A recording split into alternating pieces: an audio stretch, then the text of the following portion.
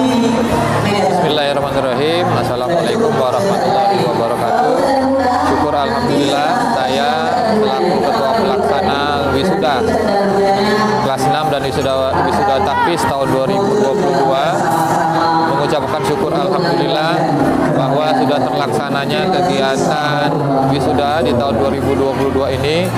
Mudah-mudahan di kemudian hari acara yang serupa juga akan sukses seperti hari ini.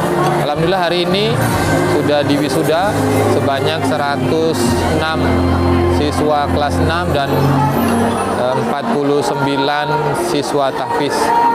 Ustaz doakan mudah-mudahan siswa yang lulus pada tahun ini menjadi siswa yang tetap menjalankan perintah agama, sholat 5 waktu dan menjadi anak yang soleh dan soleha, sukses dunia dan sukses akhirat.